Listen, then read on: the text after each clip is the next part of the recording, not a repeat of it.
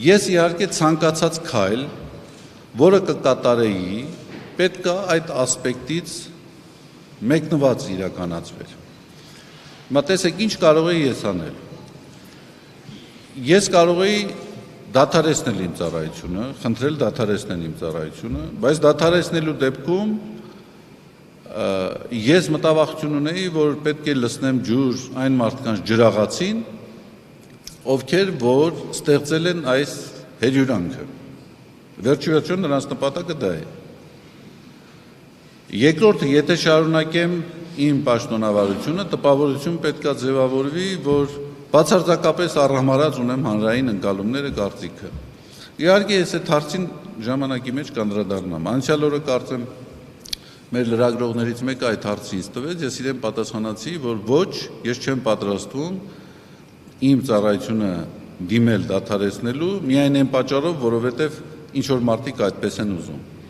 Բայց կարող է հասնի պահը, եւ ես զգամ, որ իմ ծառայությունը դադարեցնելը կարող է օգտակար լինել օբյեկտիվ քննություն իրականացնելու, կարող է օգնել, որպեսզի մարդկանց մոտ թյուրիմացությունները դադարեն, եւ եթե ես եմ խանգարող հարցի օբյեկտիվ քննությանը, իհարկե ես ցանկացած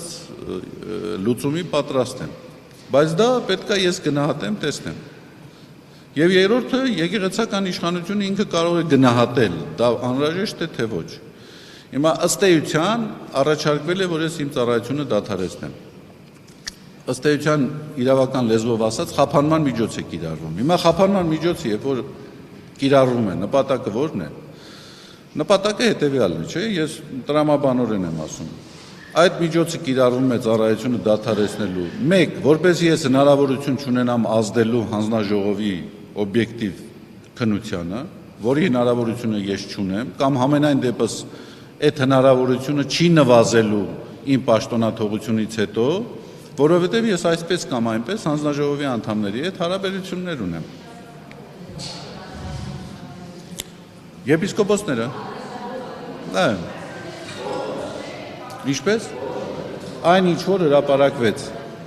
հանձնաժողովի անդամների, իհարկե ոչ բոլոր, իհարկե ոչ 7 հոգի են, բայց 7-ից մեկը չէ ստորագրել, երկուսին էլ ստորագրությունները չկար, ուղղակի